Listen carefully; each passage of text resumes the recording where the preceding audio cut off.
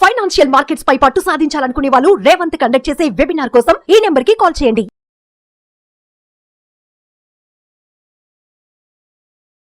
రామప్రసాద్ గారు, ఎస్బీఐ ఫండ్స్లో మనం కొత్తగా వింటున్నది ఎస్ఐపి మిత్ర అని వింటున్నాము. సో ఈ ఎస్ఐపి మిత్ర అంటే ఏంటి, దీంట్లో ఎవరు ఇన్వెస్ట్ చేయొచ్చు, ఇది దేనికి యూస్ఫుల్ ఒకసారి చెప్తారా? ఎస్ఐపి మిత్ర ఇది రీసెంట్గా వచ్చిన ఎన్ఎఫ్ఓలో వాళ్ళు ఎక్కువగా ఇది బ్రోచర్లో ప్రింట్ చేసి మరీ పబ్లిష్ చేశారు ఎస్ఐపి మిత్ర. ఓకే, అయితే లెట్స్ నాట్ అంటే మనం ఒక ఎస్బీ ఒక బ్రాండ్గా ప్రమోట్ చేయదు, కానీ అసలు ఆ ఎస్ఐపి మిత్ర కాన్సెప్ట్ని అర్థం చేసుకుందాం. Okay, similar concept earlier ICICI mutual ఫండ్స్లో కూడా చెప్పారు. వాళ్ళు దాన్ని ఫ్రీడమ్ సిప్ అన్నారు, వీళ్ళు మిత్రా సిప్ అన్నారు. ఓకే, అంటే యాక్చువల్గా ఈ కాన్సెప్ట్ ఏంటంటే ఎస్ఐపి అండ్ ఎస్డబ్ల్యూపి కాంబినేషన్లో ఒక ఫైనాన్షియల్ ప్రొసీజర్ని డిఫైన్ చేయటం. Okay, SIP and SWP. అయితే ఇప్పటివరకు ఎస్ఐపి అంటే ప్రతి ఒక్కరికి తెలిసిపోయింది, systematic investment plan. Every month ఒక డేట్కి ఒక ఫిక్స్డ్ అమౌంట్ పెడతాము, అది అద్భుతంగా పెరిగిపోతుంది. 20 years ఉంటే 1 crore అవుతుంది, 30 years ఉంటే 4 crores అవుతుంది అనుకున్నారు. అంటే ఎస్ఐపి అనేది ఒక తమ్ము నెయిల్ అయిపోయింది. 3,000 పెట్టండి 10 కోట్లు అని కూడా పెట్టుకోవచ్చు. ఎందుకంటే 10 కోట్లు ఎప్పుడు అవుతుంది, 30-40 years ఉండి అవుతుంది, అప్పుడు దానికేం వాల్యూ ఉండదు. ఓకే, ఈ ఎస్ఐపి మిత్ర ఆర్ ఫ్రీడమ్ ఎస్ఐపి అంటే ఏంటంటే మీరు కొంతకాలం పాటు ఎస్ఐపి ద్వారా ఇన్వెస్ట్ చేసి అక్కడితో మీ ఎస్ఐపిని ఆపేసి మీరు ఎలాగైతే సిస్టమేటిక్గా ఎవ్రీ మంత్ ఇన్వెస్ట్ చేశారో అలానే ఎవ్రీ మంత్ సిస్టమేటిక్గా మీరు కొంత అమౌంట్ వెనక్కి తీసుకోవడాన్నే ఈ ఎస్ఐపి మిత్ర అన్నారు. ఎంత సిస్టమేటిక్గా అయితే మీరు మంత్లీ ఒక అమౌంట్ లెటర్స్ 10,000 ఇన్వెస్ట్ చేస్తూ పోతే మీరు సర్టన్ పీరియడ్ తర్వాత ఎస్ఐపిని ఆపి ఎవ్రీ మంత్ అలానే సిస్టమేటిక్గా అమౌంట్ వెనక్కి తీసుకోవడమే ఈ మిత్ర ఆర్ ఫ్రీడమ్. ఓకే, అంటే ఎలా ఉంటుంది 10 years ఇవి? ఎస్బీఐ వాళ్ళు ఇప్పుడు వీళ్ళు పబ్లిష్ చేసింది ఏంటంటే మీరు 8 years పాటు కనుక ఒక ఎస్ఐపి ఒక అమౌంట్ ఎక్స్ అమౌంట్ చేస్తే 8 years తర్వాత మీకు ఎవ్రీ మంత్ ఆ ఎక్స్ అమౌంట్ మీరు ఎస్డబ్ల్యూపి ద్వారా తీసుకోవచ్చు. అంటే ఎంత ఇన్వెస్ట్ చేస్తే అంత అమౌంట్ 8 years చేస్తే. అదే 10 years చేస్తే 1.5x, 12 years చేస్తే 2x, 15 years చేస్తే 3x అన్నారు. అంటే 10,000 రూపాయలు కనుక మీరు ఎస్ఐపి 8 ఏళ్ల పాటు చేస్తే అప్పుడు ఎస్ఐపి ఆపేసి అక్కడ నుంచి ఎవ్రీ మంత్ 10,000 రూపీస్ని మీరు లైఫ్ లాంగ్ తీసుకోవచ్చు అన్నారు.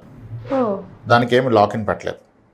ఓకే, సిమిలర్లీ మీరు 12 years పెట్టినట్లయితే 2 times, 10 years అయితే 1.5 times, 15 years అయితే 3 times. అంటే ఈ 15 years దాన్ని తీసుకుందాం మనం ఎగ్జాంపుల్గా. అంటే ఇప్పుడు ఏమంటున్నారు, మీరు నెలకి 10,000 రూపాయలు ఎస్ఐపి పెట్టిన పక్షంలో 15 ఏళ్ల పాటు ఇది కంటిన్యూ చేస్తే అప్పుడు ఎస్ఐపి ఆపేసి ఎస్డబ్ల్యూపి ట్రిగ్గర్ చేసి మంత్లీ 30,000 తీసుకుని అంటున్నారు.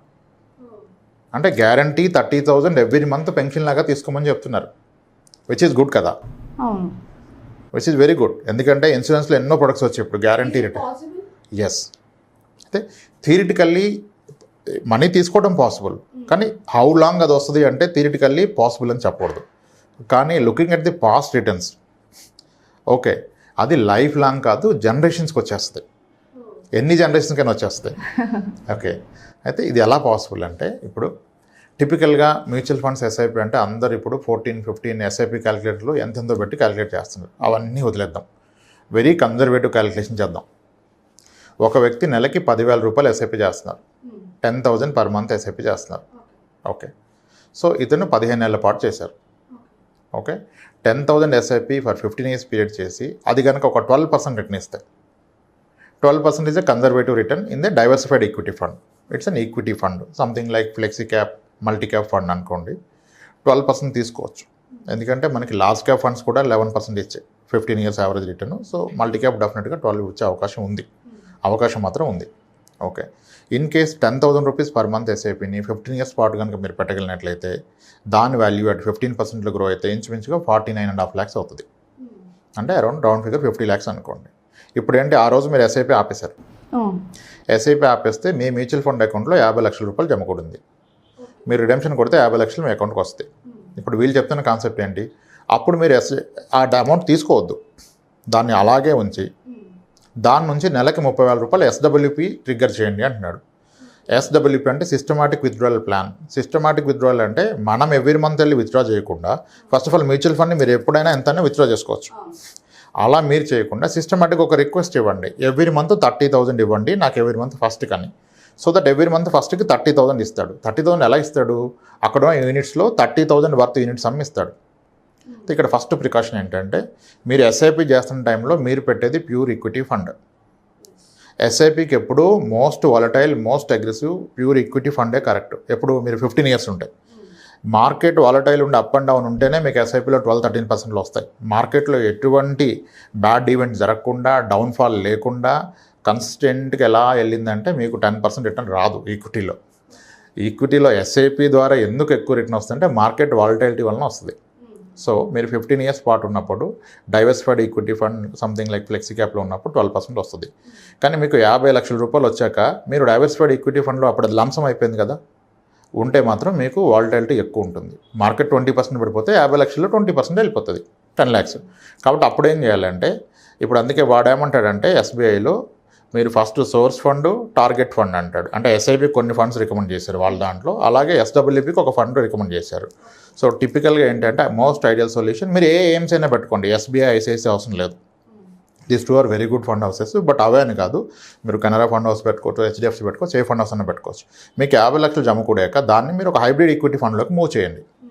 హైబ్రిడ్ ఈక్విటీ ఫండ్లోకి మూవ్ చేయండి. హైబ్రిడ్ ఈక్విటీ ఫండ్ అంటే that is a combination of debt and equity. Debt and equity వల్ల మీకు రిస్క్ కాస్త తగ్గుతుంది, రిటర్న్స్ కూడా కాస్త తగ్గుతాయి. Let us assume hybrid equity funds హిస్టారికల్గా ఇప్పుడు చాలా ఎక్కువ రిటర్న్ చూపిస్తున్నాయి. 10 years క్యాగర్ కూడా 12, 13, 14.75 ఫండ్స్ కూడా ఉన్నాయి. 10% ఇస్తుంది అనుకోండి. ఇప్పుడు 50 లక్షల రూపాయలు ఉంది, మీరు దాన్ని హైబ్రిడ్ ఈక్విటీలో పెట్టారు. గోయింగ్ ఫార్వర్డ్ అది ఆన్ అన్ యావరేజ్గా ఇయర్లీ ఒక 10% ఇస్తుంది. ఇప్పుడు ఈయన ఏమన్నాడు, మీరు 10,000 ఎస్ఐపి చేస్తే 30,000 తీసుకోమన్నాడు. అంటే 50 lakhs మీద 30,000 per month. 30,000 per month అంటే which is around 3,60,000 per year. అంటే ఆల్మోస్ట్ మీ 50,000 మీద ఒక 7.2% per year తీసుకోమన్నాడు. అంటే రౌండ్ ఫిగర్ అనుకోండి, మీ ఆ రోజుకి ఉన్న అమౌంట్ 50 lakhs మీద 7% per year తీసుకుంటున్నారు. కానీ ఇందాక మనం అనుకున్నట్టుగా అక్కడున్న ఫండ్ ఏమో 10% per year పెరుగుతుంది. సో 10% పెరుగుతున్నప్పుడు మీరు 7% తీసుకుంటే మీ మనీ తగ్గదు కదా. అవును, మీ మనీ ఎప్పటికీ తగ్గదు. అయితే ఒకవేళ మార్కెట్ క్రాష్ అయిపోయింది, 50 lakhs మీరు జమ చేశాక మార్కెట్ ఈజ్ కరెక్టెడ్ బై 45% అనుకోండి. Let's say worst case 59% fall అయింది అనుకోండి. ఇప్పుడు 2008లో 2009 మార్చ్లో Sensex is down by 59%. 22,000 Sensex has come to 8,400. అటువంటిది ఇంకో ఫాల్ వచ్చింది అనుకోండి. అప్పుడు ఏమవుతుంది, మార్కెట్ 50% పడితే మీరు ఈక్విటీ ఫండ్లో ఉంటే మీ ఫండ్ కూడా 40% పడుతుంది. కానీ మీరు హైబ్రిడ్ ఫండ్లో ఉన్నారు, హైబ్రిడ్ ఈక్విటీ ఫండ్లో. సో ఇది ప్రాబబ్లీ ఒక 25% పడుతుంది. ఓకే 20 or 25, 30 పడుతుంది.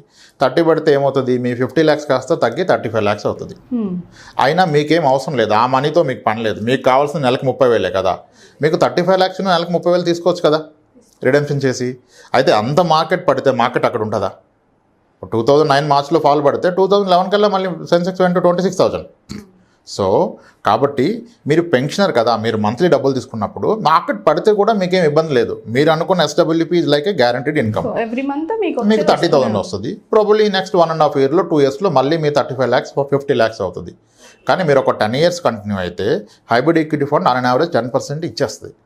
అది 10 ఇచ్చినప్పుడు మీరు 7 తీసుకుంటే మీ క్యాపిటల్ తగ్గే అవకాశమే లేదు. ఇన్ఫ్యాక్ట్ మీ క్యాపిటల్ కూడా మళ్ళీ 15 yearsకి డబుల్ అయిపోద్ది.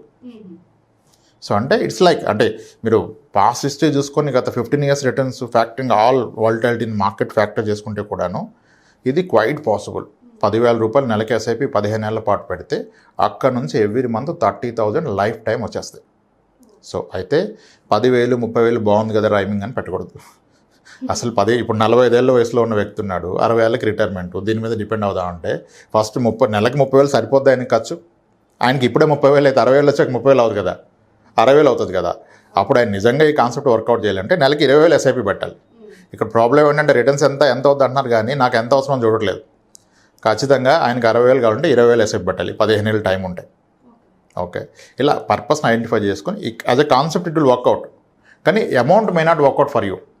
మీరు ఐడెంటిఫై చేసుకోవాలి మీకు ఎంత కావాలో. This a very good concept SIP SWP concept. అంటే ఇప్పుడు ఎస్ఐపి పెట్టే ఎస్డబ్ల్యూపీ స్టార్ట్ చేయాలంటే అవసరం లేదు. ఇప్పుడు ఆల్రెడీ రిటైర్డ్ 60 years ఉంది, ఆయన దగ్గర 50 లక్షలు ఉంది.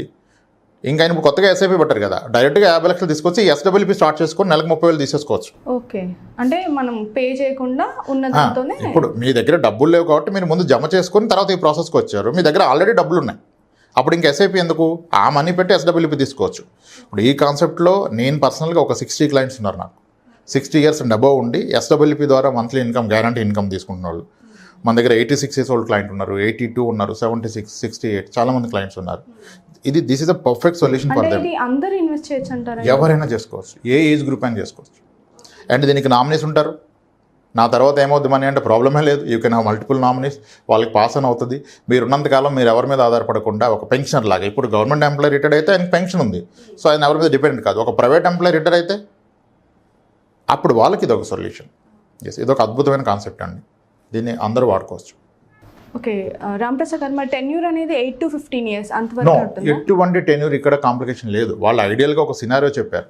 మీరు ఎన్ని ఇయర్స్ అయినా పెట్టుకోవచ్చు. 8 years పెట్టుకుంటారా, 10 years, 12, 15, 20 years? ఎంతవరకు మేము కట్టగలుగుతామో. ఎస్, మీకు అంటే మీ అవసరాన్ని బట్టి మీరు కట్టగలగడం వేరు, మీ అవసరం వేరు. అంటే ఇప్పుడు ఒక 10 years అనుకుంటారు, మరి 8 years తోనే ఆపేస్తారు. చేసుకోవచ్చు, 8 months తర్వాత కూడా ఆపుకోవచ్చు, 8 days తర్వాత కూడా ఆపుకోవచ్చు. కానీ ఆపితే మీరు కట్టింది ఎంతో లేదు కదా, దాని మీద మీకు ఇంత రాదు కదా. వాళ్ళందరికీ అర్థమవడం కొరకు 8 years అయితేనేమో 10x పెడితే x అమౌంట్ వస్తుంది 8 years, 10 years అయితే 1.5x, 12 years అయితే 2x అన్నారు. కానీ వీటన్నిటికన్నా ప్రాక్టికల్ వే అయితే 15 yearsలో 3x ఈజ్ మోర్ ప్రాక్టికల్, ఎంత మార్కెట్ వాలటైల్ ఉన్నా. సో 15 years పాటు మీరు పెట్టిన దానికి 3 రెట్లు మీకు ఎవ్రీ మంత్ ఇన్కమ్ అయిపోతుంది. సో అద్భుతంగా వర్కౌట్ అవుతుంది. ఎవరైనా కన్సిడర్ చేయొచ్చు, తీసుకోవచ్చు. Thank you Ram. Right, thanks.